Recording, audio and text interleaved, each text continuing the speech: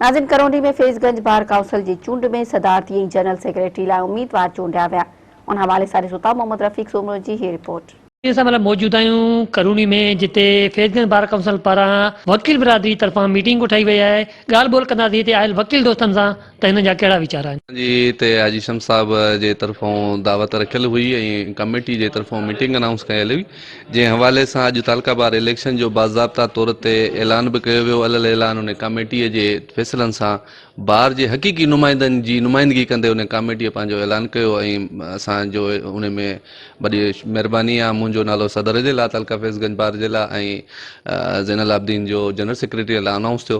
उन्हनि दोस्तनि जी महिरबानी। अॼु जे हिन प्लेटफॉर्म तो असीं मुखालफ़िन खे इहो मैसेज ॾियणु चाहियूं था त इलेक्शन यकीनी तौर ते थींदी। जमहूरी अंदाज़ में शिरकत करण जे लाइ तयारु थी वञो।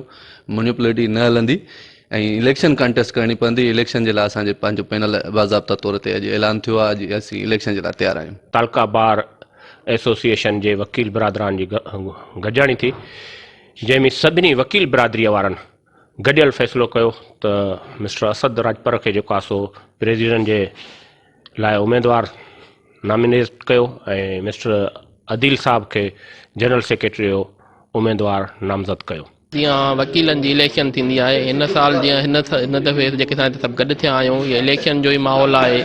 जीअं मूंखे ख़ुदि जनरल सेक्रेटरी जो कैंडिडेट मूंखे हिते नामज़द कयो वियो आहे ऐं असीं वकील सभु माना वोट ॾींदासीं। हिन दफ़े इलेक्शन थींदी, असांजो पैनल मज़बूत आहे ऐं असीं सम्झूं था त मार्जन सां खटंदासीं। काउंसिल जी सालियाना इलेक्शन आहे, जंहिंजे हवाले सां असां अॼु हिते गॾु थिया आहियूं ऐं जंहिंजो मक़सदु इहो हूंदो आहे त असां हर साल इलेक्शन थींदी आहे, असां वोकला जी भलाई जे लाइ इलेक्शन कराईंदा आहियूं। उन में दोस्त ईंदा आहिनि ऐं अॼु बि असां हिकिड़े पैनल खे सपोर्ट करे रहिया आहियूं। उन करे हिते गॾु थिया आहियूं ऐं इन हवाले सां ही प्रोग्राम थी रहियो। कैमरामैन फारूक भट्टी सां गॾु रफ़ीक सोमरो, मेरा टीवी, क़रूंडी।